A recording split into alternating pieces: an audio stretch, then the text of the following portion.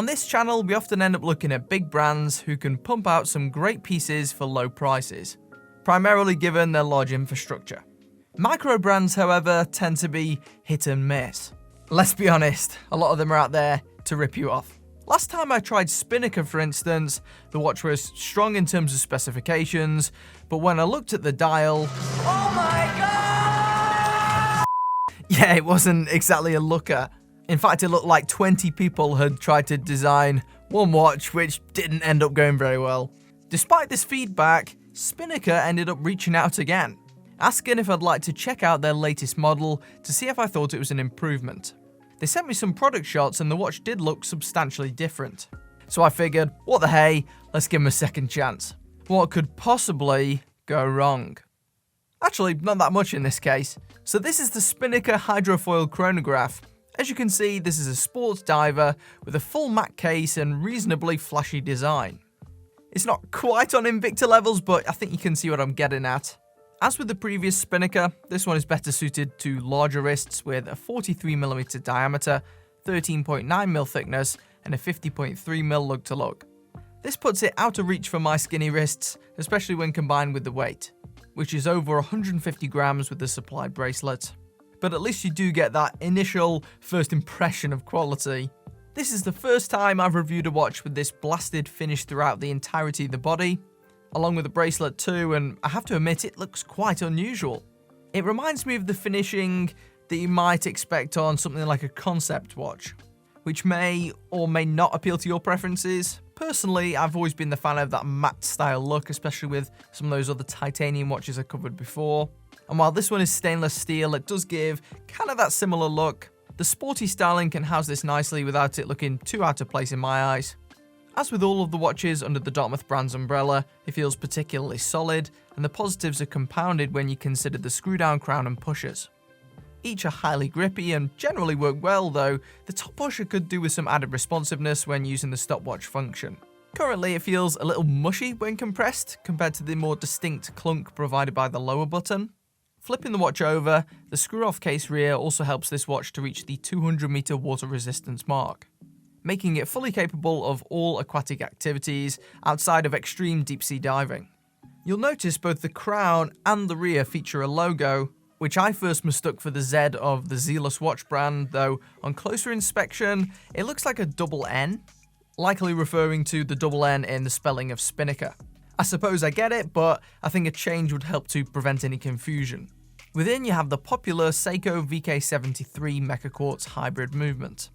For around this budget, most automatic chronograph movements aren't attainable, so this makes for an accurate alternative which still provides a chronograph hand that is smoother than a traditional quartz. As with mechanical movements, I find that this also eliminates the possibility of a quartz tick that might miss the markers. The proprietary bracelet really does integrate well with the case, though it does restrict your options as the awkward lug shape won't fit your regular straps. So I'm wondering, what exactly are the drilled lugs there for? This is a shame as I could foresee a dark silicone strap looking quite nice here too, but luckily the stainless steel bracelet included seems to be very hard wearing indeed. It features solid links throughout and has a milled push button clasp, which is perfectly adequate considering the cost of the watch. It also has 3 micro adjustment holes along with a diver's extension, which may or may not come in handy depending on your needs, but I suppose it's a nice practical feature.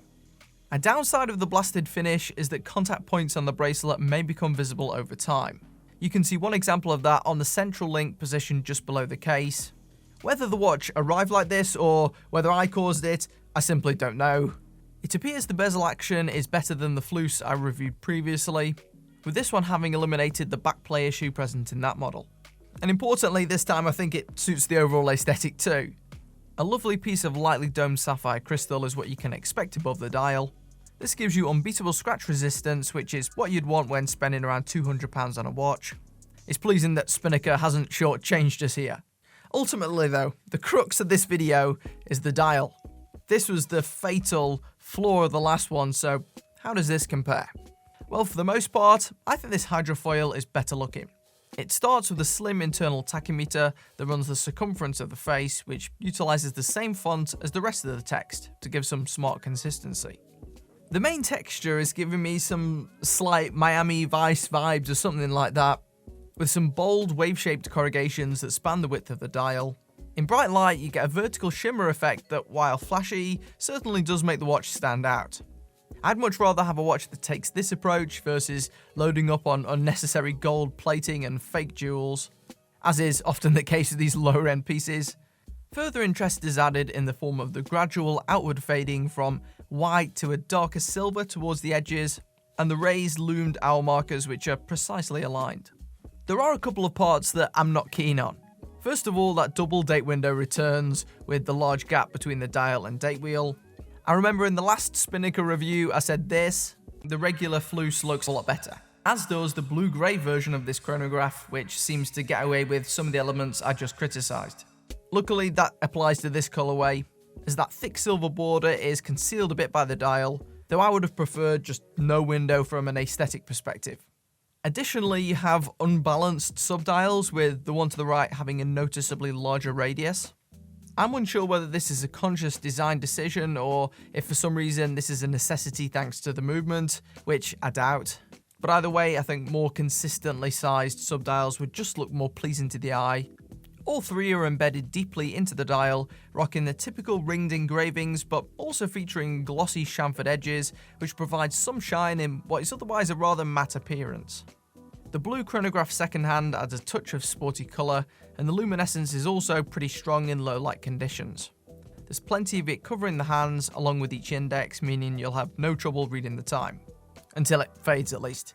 Wisely, the main text is contained to just 2 lines below the 12 o'clock position, which is about the most I think this could get away with to prevent it from looking quite as crazy busy as the previous model. The watch retails for a standard price of £250, which is a bit of a fake retail price, as there seems to always be codes available to discount these. I'll link one in the description along with the watch itself. That would take it down closer to the £200 mark, which I think is alright. On the surface, you could compare this to something like the Pagani designed Daytona that I reviewed a few weeks back and draw the conclusion that the Pagani offers you similar materials for less money, which is technically true. While that Pagani offers a lot for under £100, in person this Spinnaker looks and definitely feels like a step up. Spinnaker like opting for these more experimental designs, which I think is generally a good thing, and I feel like the hydrofoil has landed on its feet rather than its face.